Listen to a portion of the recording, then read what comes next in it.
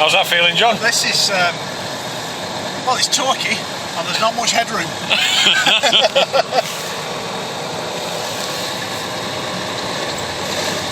It's not the most responsive throttle I've ever had. Okay. But actually, there's no sense of this thing losing any grip or any. This is. I mean, really, we could drive to the end of the earth with this thing, couldn't we?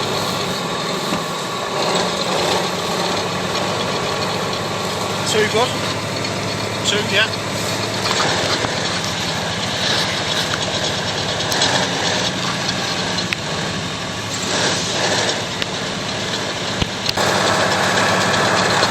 Hey, buddy, where we're going, we don't need roads. Ain't nobody need no roads.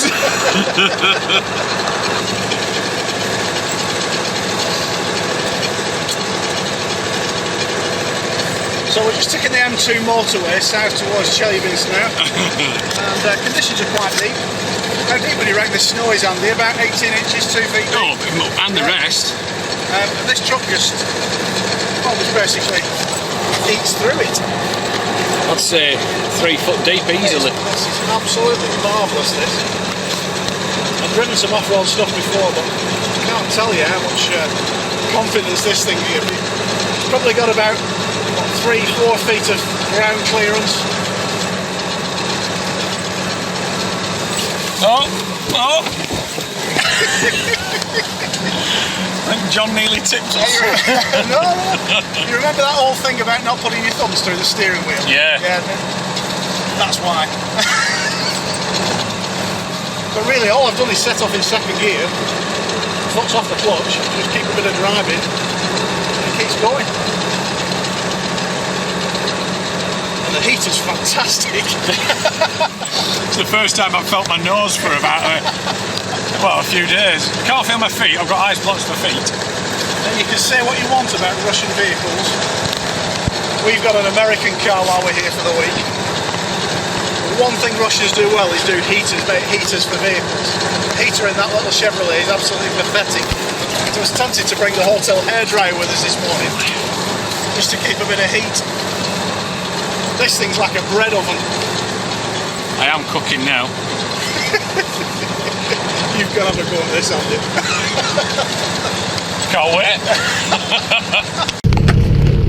Right, so now it's my turn to have a do at driving this thing. Yeah, if you've watched Long Way Around, it's what Ewan and Charlie had going across Magadan, and they stuck the bikes in there. So we're going to have a do with this.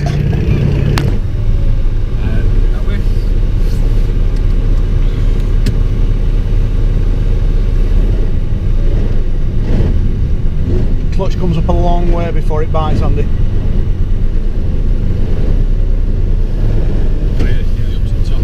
Yeah.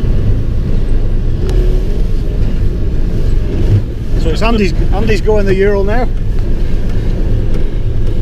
feel like 18. He's got his instructor with us. He's a man of few words. I've given him a name. His name's Del. It's short for Deliverance.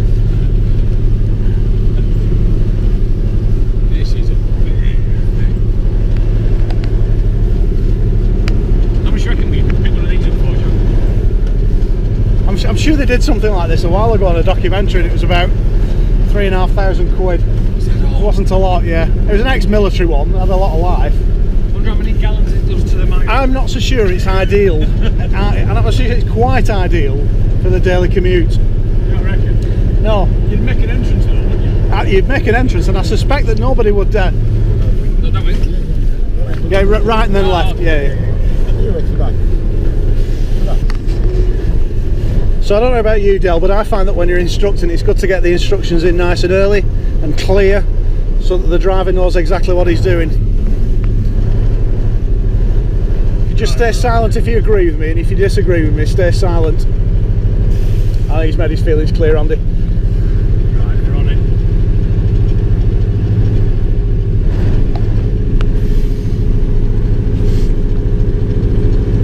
Yeah, I suspect if you used it on your daily commute, you wouldn't get any road rage incidents. Yeah, left here, yeah.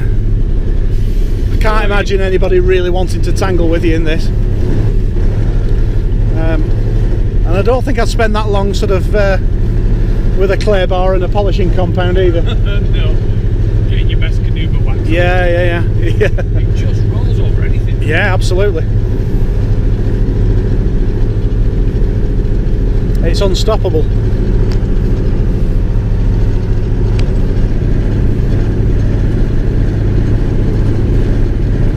Not even sure which is actually like the wheels going straight forward on this thing.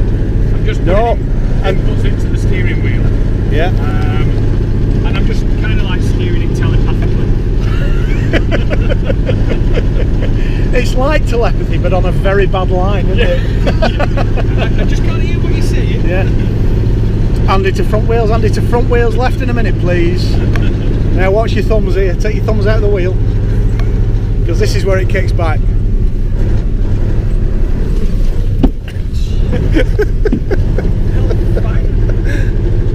Oh, John, we're going to buy one.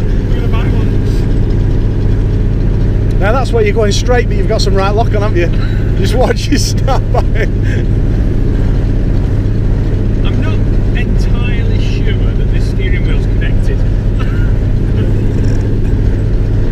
There is a correlation between your input and the output, but I think it's 2 corners back. Yeah. So I think there's a left-hander up here. If you put your left lock on now, it will just be kicking in by the time we get to it. Of course, you've already put your lock in for this right-hander and taken it off. Jesus, I hope this door's shut.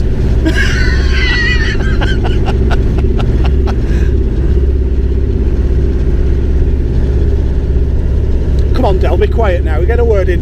You can't get a word in, can you?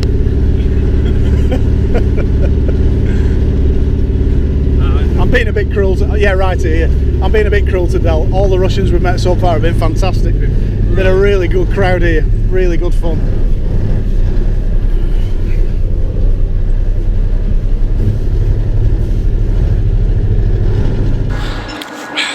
Okay, so we've had a bit of experience driving off-road, driving the laders, driving the rally cars. We've had a go in the Ural truck.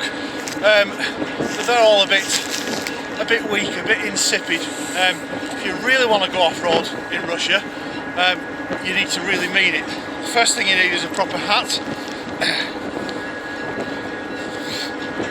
And the other thing you need is a tank. I'm going to be driving the Russian military tank now.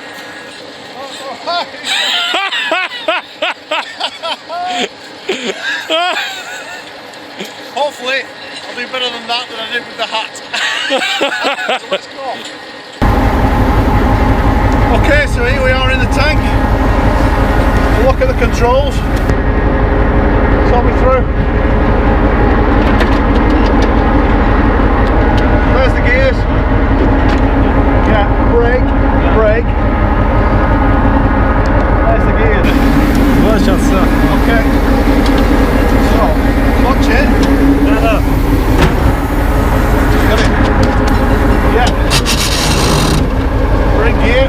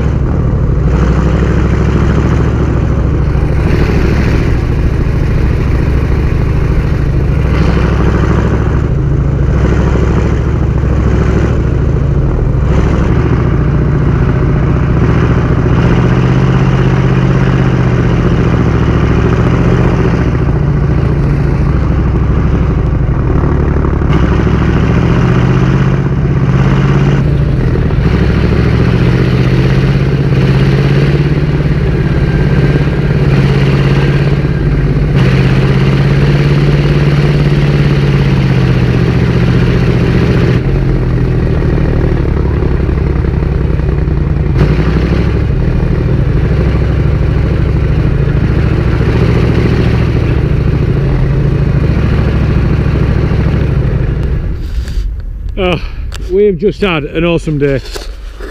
Rally cars, snowmobiles, Ural lorries, and now we're driving this tank across Siberia, and it's just bonkers.